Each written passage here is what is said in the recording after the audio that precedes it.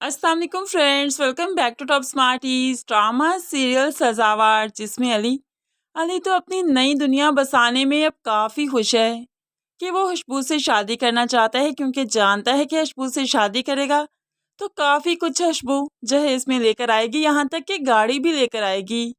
इसीलिए तो वो अब खुशबू को चाहने लगा है। खैर, चाहता तो वो सिर्फ दौलत को है। दूसरी तरफ मदीहा जो बीमार हुई और अली उसे हॉस्पिटल नहीं लेकर जाता है, ऐसे में मदीहा खुद ही चली जाती है और बाप का दिया हुआ एटीएम ही तो था जिससे उसने पेमेंट की। जब घर आई तो अली कह देता है, तुम कहाँ गई थी?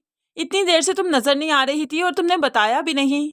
अब अली और रक्षी बेगम तो घर पर ही नहीं थे तो किसको बताकर जाती। ऐसे में मदीहा कह देती है, तबीयत बहुत खराब थी, डॉक्टर पर गई थी, तुम्हें कहा भी था मुझे ले जाओ, लेकिन तुम मुझे लेकर ही नहीं गए। तो अब अली कह देता है, हाँ तो घर में कोई मेडिसिन ले लेनी थी ना, थोड़ी देर लेट जाती तो ठीक हो जाती, इतने शोशे करने की क्या जरूरत थी। और हाँ, तुम्हारे पास डॉक्टर की फीस कहाँ से आई, कहाँ से पैसे आए तुम्हारे पास?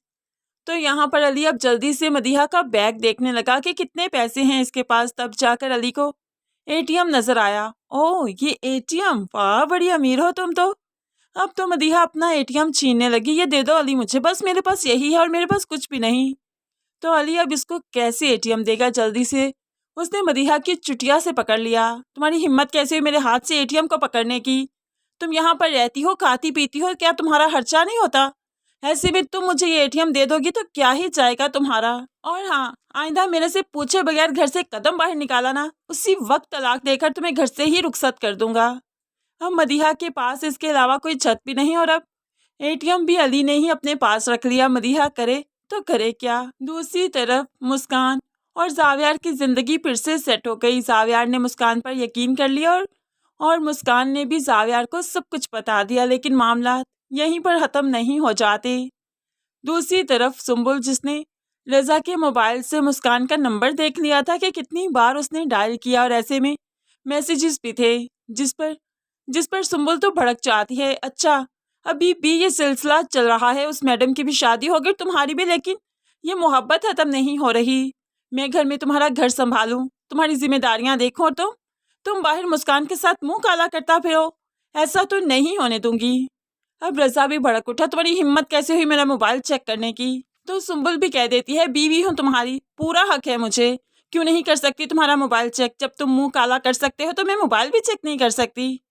रज़ा यहाँ से सुम्बुल को डांटता हुआ चला गया और सुम्बुल बैठकर अपनी किस्मत को रोने पीटने लगी है। यहाँ पर सुम्बुल इतनी आसानी से तो हार नहीं मानेगी, फौरन ही कुछ सोच लिया और अगले दिन तैयार श्यार होकर वो मुस्कान के घर भी पहुँचने को तैयार है।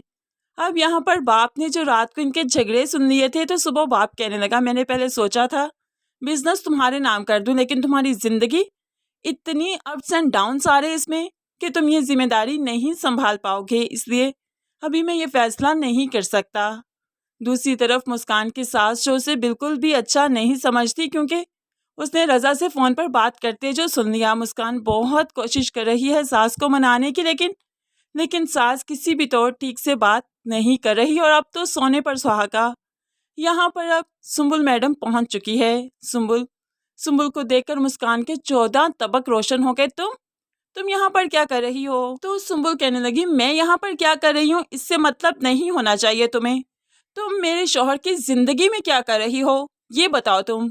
अब तो सुम्बुल ने खूब मुस्कान को सुनाई और मुस्कान जो कि अपने ससुराल में खड़ी थी, यहाँ पर सास भी मौजूद थी, तो भला क्या ही कह पाएगी। वो तो चाहती है कि सुम्बुल जल्दी से यहाँ से चली जाए और थोड़ा आहिस्ता बोले, लेकिन सुम्बुल यहाँ पर आहिस्ता बोलने नहीं आई। सास भी जो शोर की आवाज़ सुनकर आएगी तो वो सास को भी बता देगी कि मैं इसके एक्स हस्बैंड की वाइफ और ये अभी तक भी उससे राब्ते में है।